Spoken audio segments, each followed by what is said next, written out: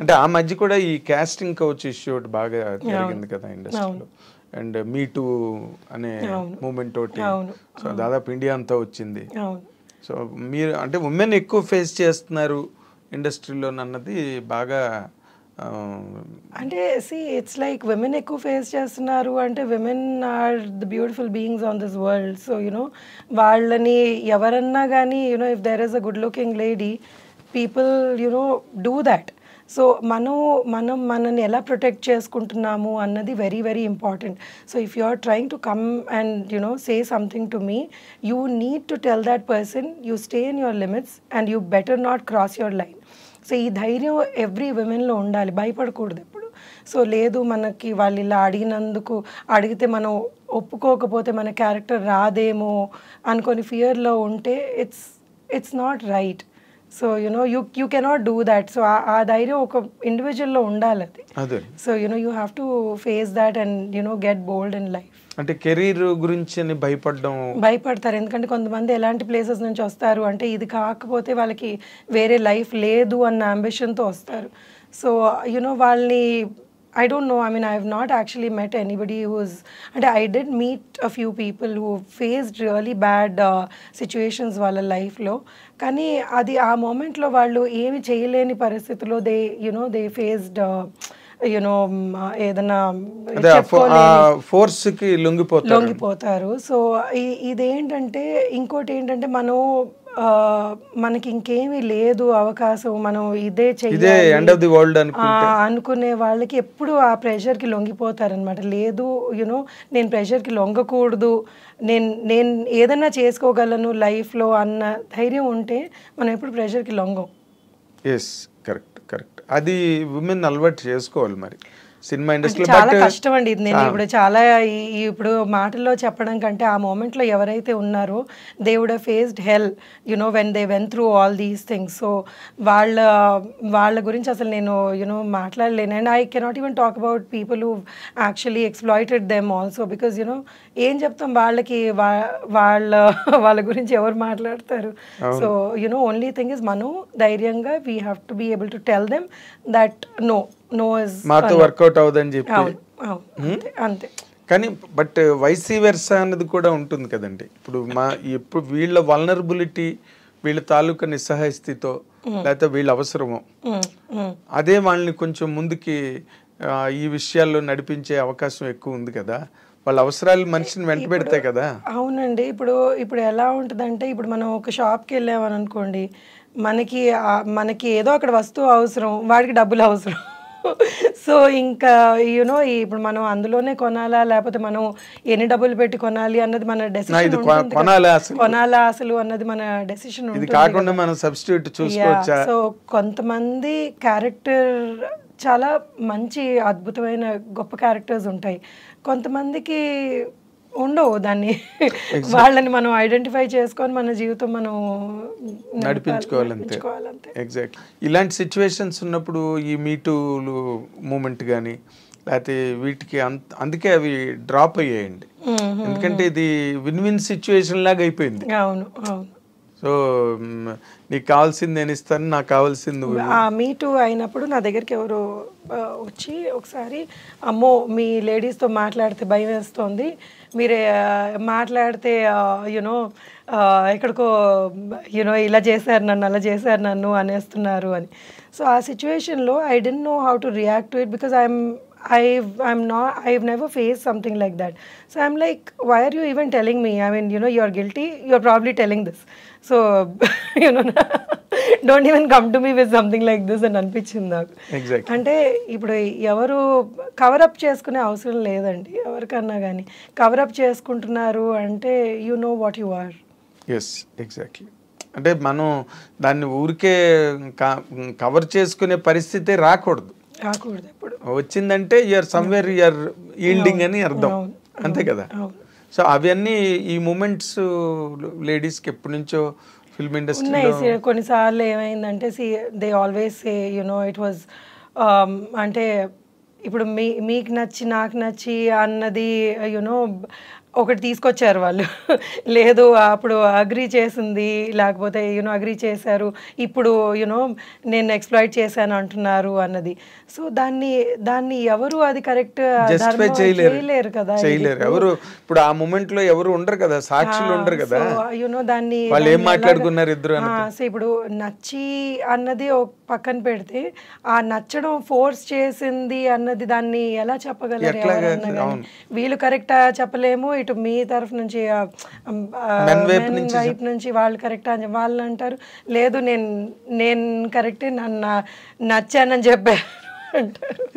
So ఇది ఎలా ఉందంటే, వాళ్ళకి ఏంటంటే చెప్పలేదంటే మనకి ఈ రావేమో, ముందుకెళ్ళమేమో అన్న అవకాశాలు పోతాయేమో చిన్న వాళ్ళకి. వాళ్ళకి they want to live on this అన్నప్పుడు. సో చాలా డిఫికల్ట్ సిచ్యువేషన్ ఇన్ లైఫ్ అనమాట. చాలా అందరూ అంత స్ట్రాంగ్గా దాన్ని డీల్ చేయలేరు. Because it's all related to prospects, career. So that is where నార్మల్గా చాలా మంది లొంగిపోవడం కానీ, లేకపోతే లోబడిపోవడం కానీ అంతా ఇట్స్ ఎన్ అట్మాస్ఫియర్ కదండి. All people make the atmosphere, ఒకళ్ళ వల్ల అవ్వదు కదా. Absolutely. And cinema industry is so glamorous. ఇందులోకి అంటే ఎట్లాగైనా రావాలి అని అనుకునే వాళ్ళు ఎంతమంది ఉంటారు. అవును, ఎంతో మంది.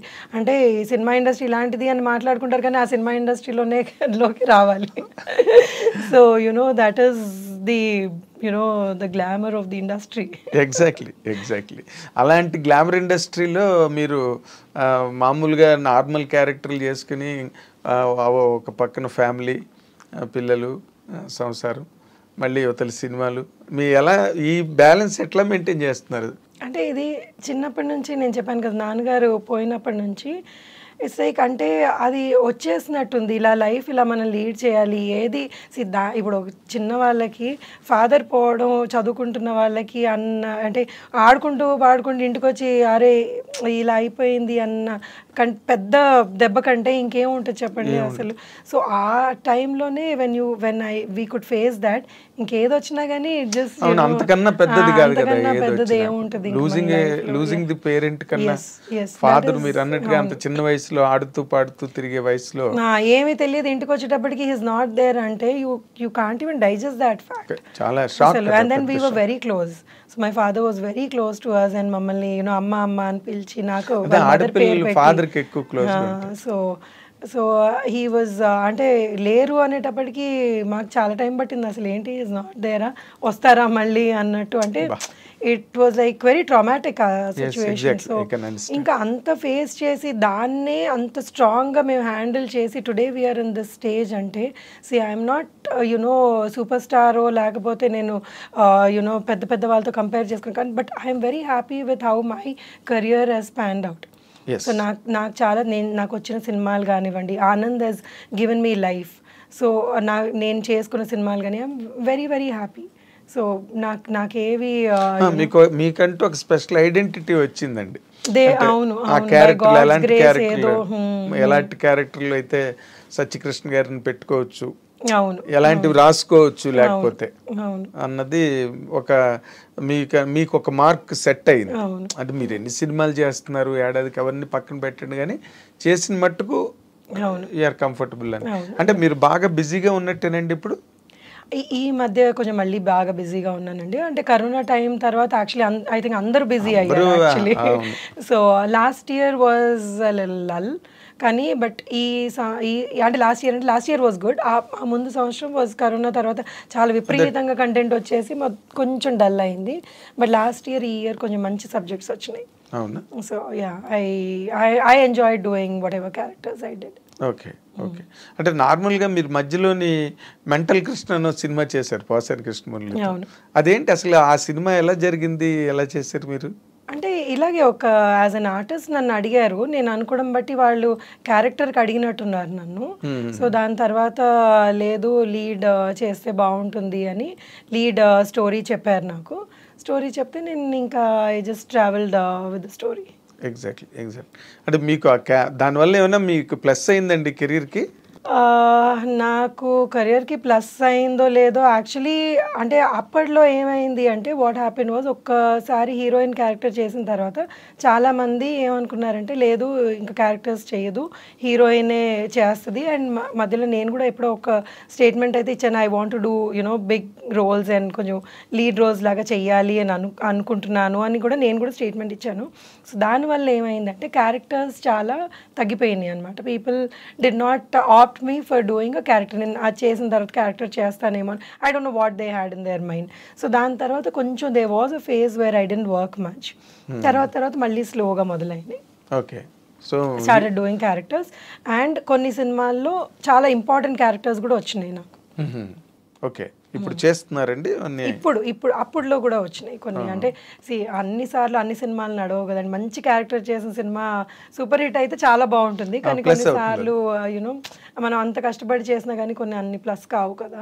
ఎగ్జాక్ట్లీ అది ఎవరి చేతిలోనే ఉండదు కదండి. అది సినిమా ఫేట్ అన్నది ఎవరు నిర్ణయించగలరు. మీరు ఒక ఆర్టిస్ట్ గా మనం డైరెక్టర్ చెప్పింది లేకపోతే అక్కడ చెప్పింది చేసుకోవడం తప్పించి అంతవరకే. మీ వల్ల ప్రాబ్లం లేదు, సత్యకృష్ణన్ సినిమాలో పెట్టుకుంటే ఇబ్బందులు పెట్టదు, సావుగొట్టేది మనని అని అనిపించుకుంటే చాలు. అంతేనండి. సినిమాలు ఆడడం కొన్నిసార్లు అన్ని సినిమాలకి జడ్జ్మెంట్ చేయలేం కదండి. కొన్నిసార్లు మనకి వాళ్ళు చెప్పింది నచ్చుతుంది, కొన్నిసార్లు మనం జడ్జ్మెంట్ కరెక్ట్ గా చేసుకుంటాం, కొన్నిసార్లు చేయలేకపోతాం. సో దానివల్ల కొన్ని ఉంటాయి ప్రాబ్లమ్స్ కానీ ఓవర్కమ్ చేసుకొని ఇంకా నిలబడాలిగా ఇండస్ట్రీలో. ఎగ్జాక్ట్లీ దానిలో డౌటే లేదు. అంటే మీకంటూ ఇలాంటి క్యారెక్టర్లు నేను చేస్తే బాగుంటుందన్న క్యారెక్టర్లు మైండ్లో ఏమైనా ఉన్నాయండి? నాకు ఏదైనా కొంచెం డిఫరెంట్ క్యారెక్టర్స్ చేస్తే బాగుంటాయి అని అనిపిస్తుంది కానీ ఈ మధ్యలో కొన్ని చేశానండి. యాక్చువల్లీ కొన్ని ఇంకా రిలీజ్కి ఉన్నాయి ఆ సినిమాలు. అండ్ ఒక ఓటీటీలో ఒక చాలా మంచి క్యారెక్టర్ ఒకటి చేశాను. అంటే డిఫరెంట్ నేను చేసిన వాటి కంటే కొంచెం డిఫరెంట్ క్యారెక్టర్. సో అవన్నీ రిలీజ్ అయితే చాలా బాగుంటుంది. అదేలేండి. అంటే మీరు నార్మల్గా ఏంటంటే మీరు ఎంత డిఫరెంట్ అనుకున్నా ఒక మీ పర్సనాలిటీ కానీ లేకపోతే మీ లుక్ డొమెస్టిక్ లుక్ ఉంటుంది కదా, ఒక దాని సంసారపక్షమైన అనే దానివల్ల క్యారెక్టరైజేషన్స్ తాలూకా లిమిటేషన్స్ కూడా తగ్గిపోతాయి కదండి. అవును 100%. బికాస్ ఇప్పుడు నేను ఇలా ఉన్నానంటే లేదు ఆవిడ ఒక యూనో అప్పర్ మిడిల్ క్లాస్ ఫ్యామిలీలో పోర్ట్రే చేస్తే బాగుంటుంది అన్నది ఈ చిన్న చిన్నవి ఈ అంటే కొంచెం ఈ రగడ్ లుక్ క్యారెక్టర్స్ ఇలాంటివన్నీ రావు అనమాట.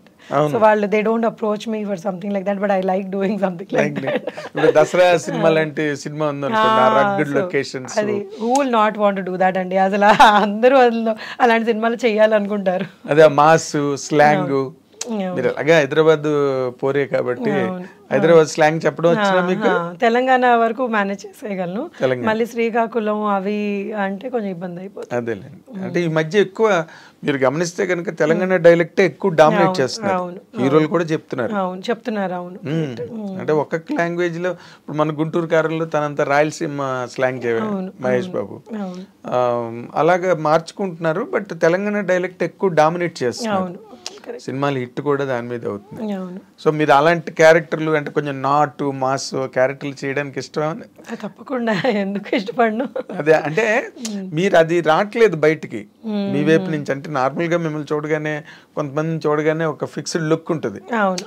సత్యకృష్ణ అనగానే ఒక అప్పర్ మిడిల్ క్లాసు లేకపోతే చిన్న అరిస్టికేట్ ఫ్యామిలీ, అందులో క్యారెక్టర్. యాక్చువల్లీ నేను చాలా చిన్న సినిమా ఇలాంటివి చేశాను. నన్ను యాక్చువల్లీ డల్ మేకప్ వేసుకొని చేయమన్నారు కానీ but it's a very small movie. But then I really like ఆ మూవీ ఈజ్ అబౌట్ యునో ఒక చేపల బ్యాక్గ్రౌండ్, అంటే ఫిషర్మెన్ బ్యాక్గ్రౌండ్ అనమాట. సో అందులో ఒక తాగుబోతు మొగుడు ఎలాగా ఆ తాగుడికి బానిస అయ్యి సొంత ఫ్యామిలీలో పిల్లని చంపేసుకుంటాడు. అయ్యో. సో ఆ story it was a very beautiful story. నేను అతని వైఫ్ క్యారెక్టర్ అనమాట, చాలా చిన్నవాళ్ళు, అసలు వాళ్ళ పేర్లు కూడా నాకు తెలియదు అనమాట. But that is a beautiful movie. అలాంటి మూవీస్ చేస్తే ఒకలాగా యునో యూ ఫీల్ నైస్. అవును కదా. సో యునో టోటల్ గా అటైర్ మారిపోతుంది, మాట మారిపోతుంది, లొకేషన్ మారిపోతుంది. అవును. So we connect to such movies కూడా. ఇప్పుడు నేను ఇక్కడ పెద్ద ఇంట్లో యునో ఒక కాఫీయో టీయో ఇవ్వడం కంటే I prefer doing something like that. So అంటే ఒక ఆర్టిస్ట్ గా ఎక్కువ ఎక్స్ప్రెషన్ ఉంటుంది కదా. ఇప్పుడు ఫ్రేమ్ బ్యూటీ క్యారెక్టర్స్ అయిపోయినాయి, ఇంకా I think I'm done with those characters. So ఇప్పుడు I want to do something which is like ఇంకొంచెం నాకు ఏదైనా చేయగలిగే స్కోప్ ఉంది, నేను చేయగలిగేది ఉంది అన్న చేయాలని ఉంది.